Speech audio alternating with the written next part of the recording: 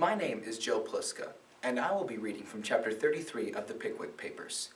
In this famous courtroom scene, the loyal Sam Weller is called upon to testify in the case of Bardell versus Pickwick, the case in which the innocent Mr. Pickwick has been charged with the breach of contract of marriage. "What's your name, sir?" inquired the judge. "Sam Weller, my lord," replied that gentleman. "Do you spell it with a V or a W?" inquired the judge. "That depends on the taste and fancy of the speller, my lord," said Sam. "I've never had occasion to spell it more than once or twice in my life, but I spells it with a V." "Now, Mr. Weller," said Sergeant Buzzfuzz, "I believe you are in the service of Mr. Pickwick, the defendant in this case. Speak up, if you please, Mr. Weller."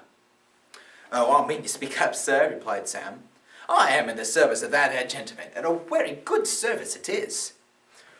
"Little to do and plenty to get, I suppose," said Sergeant Buzzfuzz with jocularity.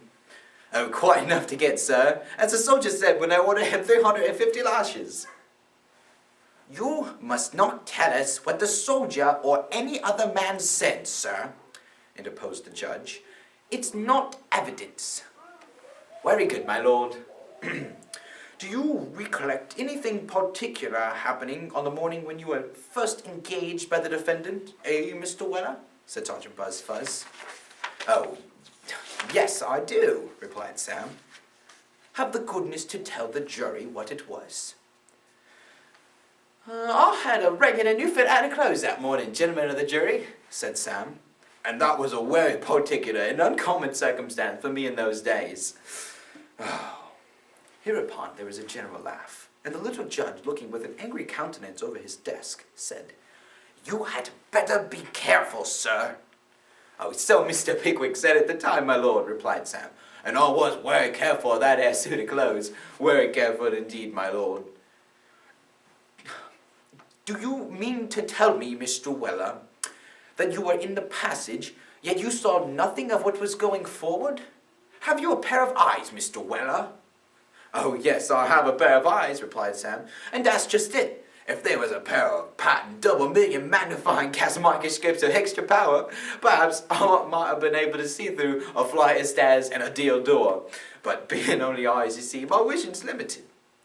At this answer, the spectators tittered. The little judge smiled, and Sergeant Buzzfuzz looked particularly foolish. "Now, Mr. Weller, I'll ask you a question on another point, if you please." "If you please, sir," rejoined Sam, with utmost good humor. "Do you remember going to Mrs. Bardell's house one night in November last?" "Oh, yes, very well." "Oh, you do remember that, Mr. Weller?" said Sergeant Buzzfuzz, recovering his spirits. "Well, I suppose you went up to have a little talk about this trial, Mr. Weller?" "I went up to pay the rent, but we did get a talking about the trial." "Oh, you did get a talking about the trial. Now, what passed about the trial? Will you have the goodness to tell us, Mr. Weller?" "Oh, with all the pleasure in life, sir," replied Sam. "Under a few unimportant observations from the two wenches females as has been examined here today, the ladies gets into a very great state of admiration for the honourable conduct of Mr. Dodson and Fogg, them two gentlemen as setting near you now." "Well, they spoke in high praise of Messrs. Dodson and Fogg, the attorneys for the plaintiff, did they?" "Yes," said Sam. "They said what a very generous thing it was of them to have taken up the case on spec, and to charge nothing at all for costs, unless they got 'em out of Mr. Pickwick." At this very unexpected reply, the spectators tittered again.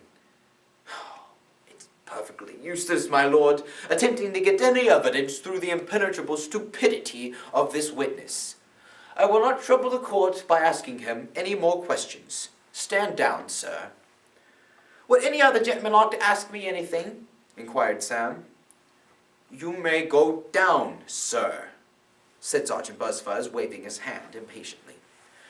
Sam went down accordingly, after doing Messrs. Dodson and Fogg's case as much harm as he conveniently could, and after saying just as little respecting Mr. Pickwick as might be, which was precisely the object he had in view all along.